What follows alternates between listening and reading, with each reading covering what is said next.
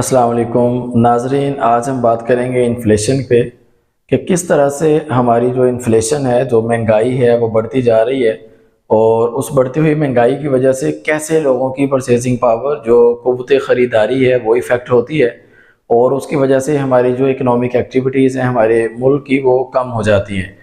तो सबसे पहले हम बात करते हैं कि जो इन्फ्लेशन है, जो महंगाई है, उसकी दो मेन टाइप्स हैं। एक ये होता है कि जब लोग बहुत सारी चीज़ों को ख़रीदना ज़्यादा शुरू कर देते हैं, तो इसको हम कहते हैं डिमांड पुल इन्फ्लेशन। कि जब चीज़ों की तलब बढ़ रही होती है तो उससे क्या होता है कि मार्केट में चीज़ें चूँकि कम होती हैं तो उनकी जो प्राइसेस हैं वो बढ़ना शुरू हो जाती हैं। इसी तरह से अगर हम दूसरी टाइप की बात करें, कास्ट पुश इन्फ्लेशन की, तो वो जो महंगाई है वो आती है कि जब हम जो चीज़ें प्रोड्यूस कर रहे होते हैं उनकी प्राइसेस ज़्यादा हो जाती हैं। तो उनकी इनपुट प्राइसेस उसको कह लें या कास्ट ऑफ प्रोडक्शन कह लें, कि जो हमारी पैदावारी लागत है वो बढ़ जाती है। और जैसे ही वो बढ़ती है, अब उसके बढ़ने की वजूहात क्या क्या हैं। मिसाल के तौर पे इनडायरेक्ट टैक्सेस का बढ़ जाना, कि जो गवर्नमेंट टैक्सेस लगाती है वो ज़्यादा हो जाए, या फिर कॉर्पोरेट सेक्टर के ऊपर जो गवर्नमेंट टैक्सेस इम्पोज करती है उसको बढ़ा दे, या फिर जो हम फ्यूल यूज़ करते हैं, जो हम पावर रिसोर्सेज यूज़ करते हैं, तो उनकी जो प्राइसेस हैं वो इंक्रीज़ हो जाएं। जिस तरह से इलेक्ट्रिसिटी का महंगा होना, गैस का महंगा हो जाना, तो फ्यूल जो पेट्रोलियम प्रोडक्ट्स हैं उनकी प्राइसेस का बढ़ना, तो इन चीज़ों का। और इसी तरह से अगर हम लेबर की बात करें, उनकी सैलरीज़ का बढ़ना, उनका मिनिमम वेज ज़्यादा हो जाना, और कैपिटल के ऊपर जो इंटरेस्ट रेट है वो हमारे मुल्क में ऑलरेडी हाई है। तो अगर जो हमारी इंडस्ट्री है, जो हमारा जो कॉर्पोरेट सेक्टर है, अगर वो बैंक से लोन लेता है तो उसके ऊपर हाई रेट ऑफ इंटरेस्ट है। तो अगर वो 22% इंटरेस्ट रेट पे करेगा, तो चूंकि आजकल जो बेंचमार्क है, जो पॉलिसी रेट है, वो 20.5% है। तो अगर हमारा जो इंटरेस्ट रेट मार्कअप जो बैंक चार्ज करता है, अगर वो 25% भी होता है, तो इसका मतलब है कि डायरेक्ट अगर कैपिटल आपने बैंक से बारो किया है तो 25% तो वो कास्ट में ऐड हो जाएगा, क्योंकि आपका कैपिटल अपना नहीं है। तो ये कुछ वजूहात थी जिसकी वजह से कास्ट हमारी ज़्यादा हो जाती है।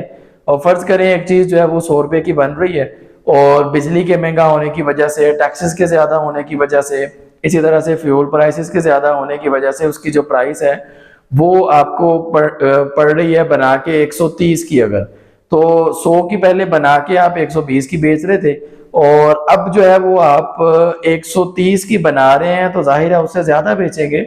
अगर 150 की बेचते हैं तो प्राइस 120 या 130 से अब 150 पे चली गई है।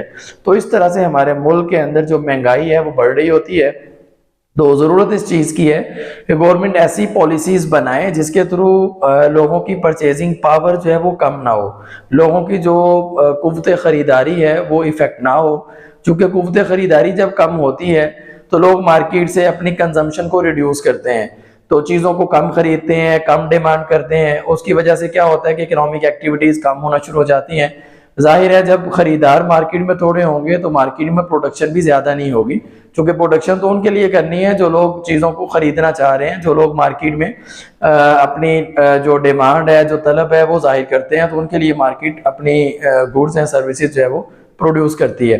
तो इसी तरह से अगर हम बात करें डायरेक्ट टैक्सेस की, कि जो टैक्स ख़ास तौर पे आजकल जो सैलरी क्लास के ऊपर, जिनकी फिक्स इनकम है, उसके ऊपर जो गवर्नमेंट ने टैक्सेस लगाए हैं, तो उसका जो इम्पैक्ट कैसे आएगा। उसकी एक एग्जांपल इस तरह से है कि फ़र्ज़ करें एक पर्सन है जो 1 लाख रुपया कमाता है, उसके ऊपर फ़र्ज़ करें टैक्स था 2000 रुपये मंथली, जो कि सालाना बन जाता है 24,000।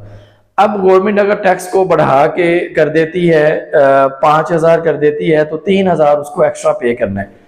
तो जब 3000 उसको इजाफी गवर्नमेंट को देना है, तो या तो वो 3000 को बचा के सेव कर रहा था, या फिर वो उस 3000 से अपनी कुछ ना कुछ ज़रूरियात ज़िंदगी की चीज़ें खरीद रहा था।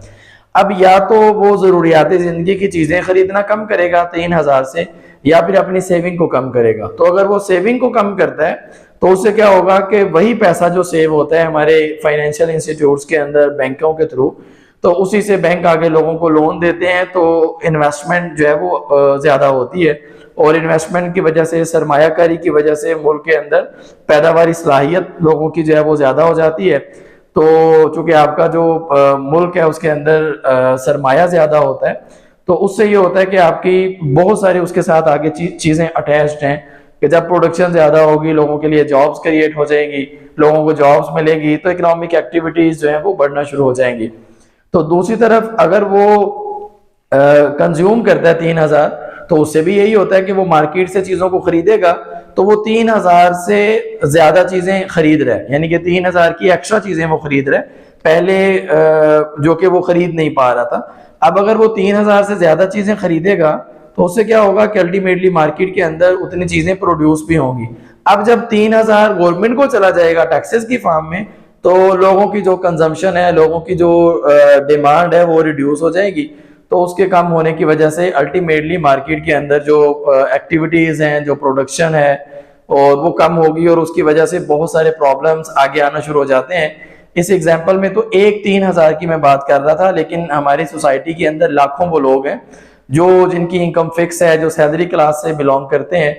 तो उन सब लोगों को अगर हम मिला के कंपोजिट इफेक्ट को देखें, तो ये जो इफेक्ट है ये बहुत स्ट्रांग है। तो इस वजह से गवर्नमेंट को ऐसी पॉलिसीज बनानी चाहिए जिसकी वजह से लोगों की परचेजिंग पावर, लोगों की जो कुव्वत खरीदारी है, वो ज्यादा सफर ना करे, ज्यादा इफेक्ट ना हो, ज्यादा उससे कम ना हो, ताकि लोग इकोनॉमिक एक्टिविटीज के अंदर जो हमारा इकोनॉमिक पाए है, जो हमारी जीडीपी है, उसके अंदर उनकी जो कंट्रीब्यूशन है वो बेहतर तरीके से हो, और हमारे मुल्क के अंदर इकोनॉमिक ग्रोथ, इकोनॉमिक डेवलपमेंट और उसी से जुड़ी हुई लोगों का जो स्टैंडर्ड ऑफ लिविंग है वो इम्प्रूव होता है।